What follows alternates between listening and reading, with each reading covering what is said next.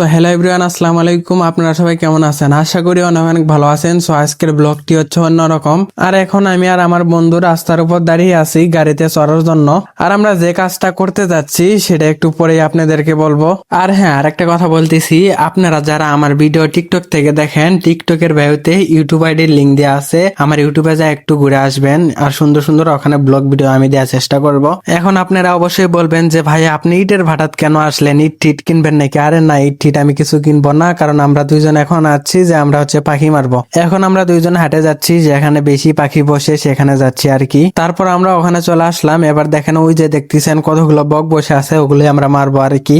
আর হ্যাঁ, আমি যখন গ্রামে ছিলাম তখন ঠিক এইভাবেই আমরা পাখি মারতাম। তারপর জিসান আমার হাত থেকে বাটুল নিল, নিয়ে বললো যে আমি আগে পাখি মারবো, কিন্তু মিস হয়ে গেল, লাগাইতে পারলো না। তারপর ওই আবার চেষ্টা করলো, কিন্তু এটাও মিস হয়ে গেল। তারপর আমি বললাম যে এবার আমাকে দাও, এবার আমি চেষ্টা করি দেখি পাই নাকি। ছোট থাকতে আমার হাত অনেক টিক ছিল, আর এখন তার পাখি ঠাকি মারা হয় না, কিন্তু আমারটাও মিস হয়ে গেল, আমিও মারতে পারলাম না। তারপর আরো একবার চেষ্টা করলাম, কিন্তু এইবারও আমি পাখিটাকে লাগাইতে পারলাম না। কিন্তু তারপর এবার যখন মারি এটা লাগছিল, কিন্তু পাখিটা পড়েনি, উড়ে চলে গেছে। তারপর আমরা অনেকক্ষণ ঘুরলাম, ঘোরার পরও আমরা একটা পাখিকেও মারতে পারলাম না, কারণ যেগুলো পাখিকে মারছি ওগুলো আবার উড়ে চলে গেছে, কারণ আমাদের বাটুল একটু সমস্যা ছিল। আর আজকের ভিডিওটা এই পর্যন্তই। সবাই ভালো থাকবেন, আল্লাহ হাফেজ। আর নেক্সট ভিডিওর জন্য সবাই অপেক্ষা করেন।